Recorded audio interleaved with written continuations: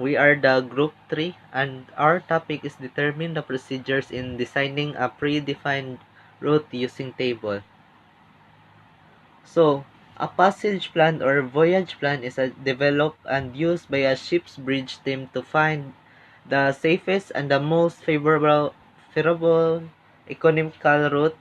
This comprehensive plan, which covers voyage from berth to berth, is adapted from the bridge management practices and should be dated and easy to understand. A passage plan should cover the ocean, coastal, piloted waters, and according to STCW regulations be planned in advance. This is the factor that should be taken account in making a passage plan. The marine environment, the adequacy and reliability of the chart hydrographic data along that route, the availability and reliability of navigational aids, coastal marks, lights, radar conspicuous target positioning, fixing along the route. Also, the type of cargo that can influence the route selection, any routing constraint imposed by the ship's route or type of cargo, and etc. And if possible, avoid areas with dense traffic. Also, take into account the weather forecast, the currents, tides, wind, and visibility condition. And also, if possible, avoid the areas with onshore set areas where onshore set can be expected. Also, whenever possible, follow the traffic separation schemes and follow the ship reporting procedures. Check technical system before departure and if possible, take into account the previous experience of their reliability. And lastly, take into account your own experience with the planned route and the type of ship. So, guys, I'm the cadet Herda Chris. So, passage plan. There are 4 stages for passage planning. So, first, appraisal. The collection of information and the validation of all relevant information. Second is the planning. The presentation of the raw data into information and the strategy to be used. The third one is the execution of tracking and voyage and communication control. Fourth and last is the monitoring, ensuring that the voyage plan is being followed. So next, the procedures in designing a predefined route plan. So number 1, route. First, we need to find the information from all the publication available. And once we have all the information, we need to use that to decide the route, and the route that we decide must follow all the company requirements and must be in accordance with the industry guidelines. Second is the road check. We need to make sure that the route that we have drawn is not passing through any danger. But before we do that, we need to set the safety settings on this according to our draft for the next voyage. Third is the parallel index. Parallel index distance must be marked from the fixed position object on the road. In the open sea, it is wise to choose any fixed object up to a range of 24 miles or less for making the parallel index line. As your radar will be in the range of less than 12 miles in coastal waters, You can choose to mark parallel index lines from fixed objects in that range. Rather, as we all know, the parallel index must not be done with floating objects like buoyage. For no-go areas, we are required to mark the no-go areas along our route. These are the areas that are the danger to navigate and we must not navigate into. And but let us say there is a wreck or a shallow waters about 50 nautical miles from our planned route. Do we need to mark this as a no-go area? Number 5. Whale or over position. Whenever there is a large alteration of the course, we need to mark a whale over position. This is the position on our initial course at which we need to start altering the course at a pre-planned rate of turn to arrive at the next desired course without running into danger. Good day, I'm Deck Cadet Calabaw. Today I'll show the procedures in designing a predefined route plan. Abort point and point of no return. The abort point is the point after which there's insufficient sea room to turn back while entering a port if we try to swing back after we have passed the abort point. We may end up grounding the vessel or we may end up hitting a danger mark. Position plotting interval is the maximum interval between two position fixes. So if in a particular section of the passage you have agreed to the PFI of 01 hours, we must plot the ship's position at least every hour.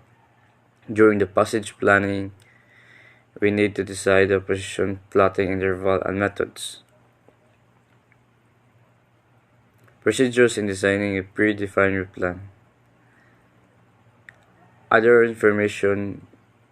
There's other information that we need to write on the ECDIS. This include watch levels, contingency anchorage, safety, security levels and hardening measures, reporting requirements, calling the master, the point at which notice to be given to engine room. Lastly, how to create predefined route plan using table and validate. Step 1. Route. On the top menu, go to route. Next, route planning.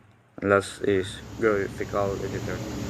How to create predefined route plan using the table and validate. Then it is just like drawing a route on the paper chart. Just take the cursor on the starting point and keep on clicking wherever you wish to create a waypoint. Next will be, when doing that, it will be easier to zoom out and choose a little smaller scale to get the idea of where we need to head to. And then you can keep on zooming in and out as and when required while creating the route. Once you have created the complete route, you can save the route. The waypoints created by the graphical editor will most likely be up to 3 decimal places. For ease of reference, you may want to change these waypoints to up to 1 decimal place. For that, you can go to route. Next will be route planning. Last will be table editor and open the recently saved route. From the table, You can fine-tune the waypoints. For example, you can change the longitude 38 degrees 57.999 minute to 39 degrees. So, how to create predefined route plan using the table and validate. Go to the route planning table editor and open the route that you have created for the present voyage. And then in the editor, enter the value of the cross-track error that you wish to have or that your company or master allows.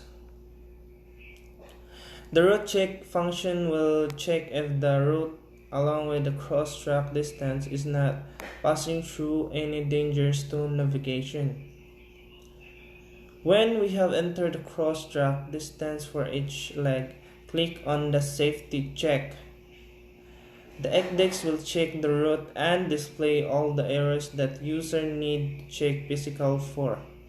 This will take the ECDEX to the area of the passage plan where this error is detected. For example, if the error is about a caution area, check the detail of the caution area. This can be done by the right-clicking on the ANC and choosing S57 SIMA ARCS information and then clicking on the caution area symbols. After assessing the information, modify the route if required. Otherwise, check the next error. After checking each error, click on that error and click disregard.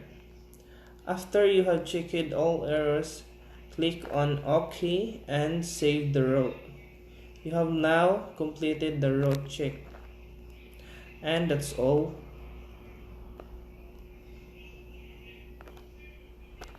So good evening everyone. My name is Benjamin Cheese from US. Today's video, I'll be going to explain on how to create predefined route plan using the table and validate. So step 3, parallel indexing. To mark the parallel index line, we use user map feature of the ECDEX. Go to user map, use user map editor.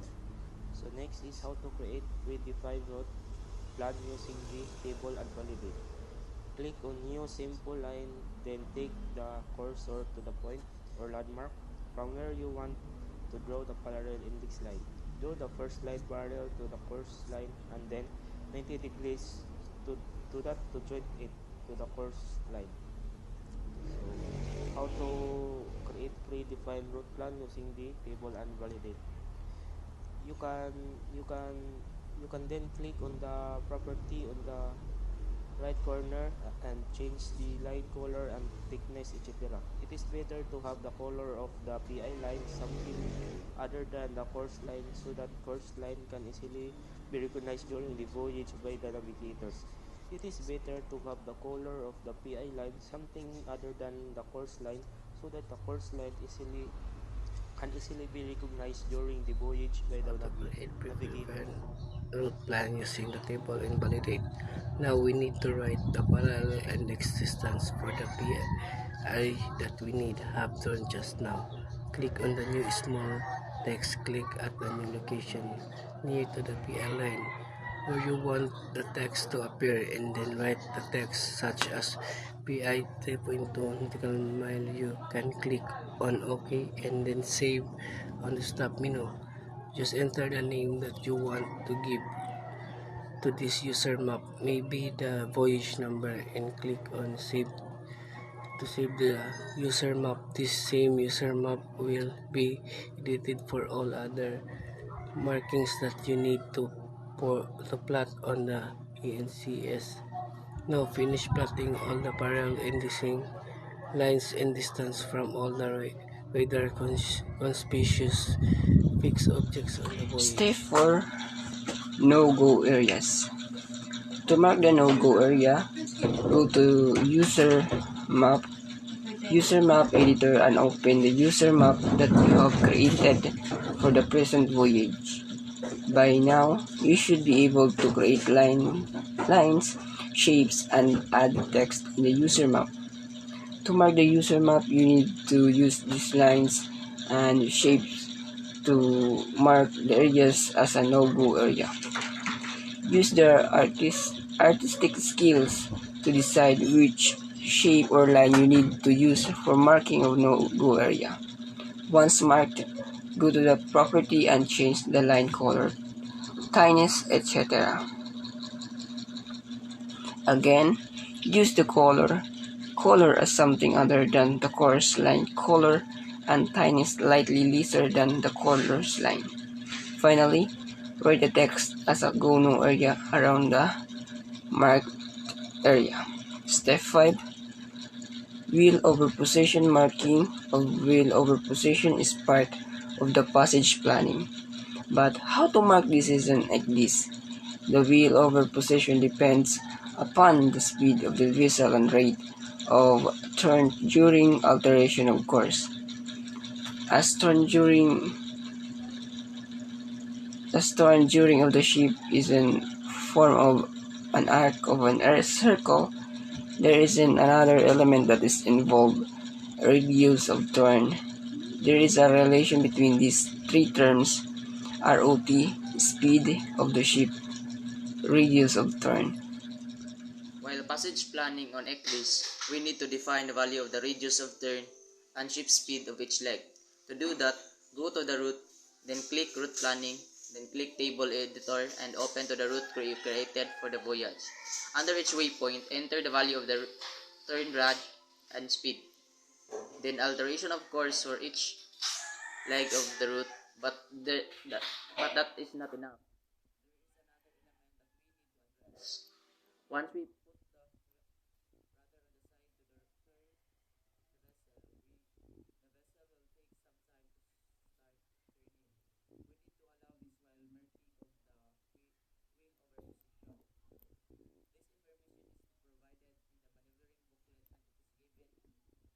distance move as the length of the ship before vessels start turning. It is generally between 1 to 2 lengths of the ship.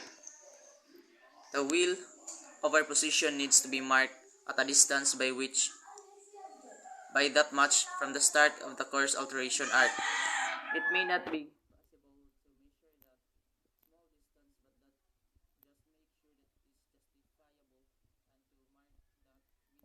it the same for the voyage. Editing the user chart. Here is how marking of the wheel overline would. So, hi guys, I am the cadet Panganoron Jerry Jr. So, here I am today to present to you on here the question how to create predefined route plan using table and validate. So, wheel over range and bearing. If there is a fixed object near the wheel, over position from which radar, bearing or range or visual bearing can be taken. We need to define the wheel over position with respect to bearing or range from this object. Again, the marking of this line will be by editing the same user chart. Then we need to draw a line from the fixed object to the wheel over position and measure the bearing and distance from wheel over position to this fixed object. Then we can then edit the user chart further to write the text with information about bearing and distance. So next, step 6 is the abort point and point of no return. Marking of abort point on ECDIS is not different than marking on paper chart, except here again we will use the user chart option for marking instead of pencil. Then the step 7 is the position plotting interval. So during this process is the passage planning. We need to decide the position plotting interval and methods. This is information needs to be provided at each leg of the route on ECDIS. We just need to edit the same user chart to include the text about position plotting, interval, and methods at each leg. So lastly is the step 8, other information. There is other information that we need to write on the ECDIS. These include watch level, contingency and courage, security levels and hardening measures, reporting requirements, calling the master, and lastly, the point at which notice to be given to the engine room. So that's all, guys. Thank you.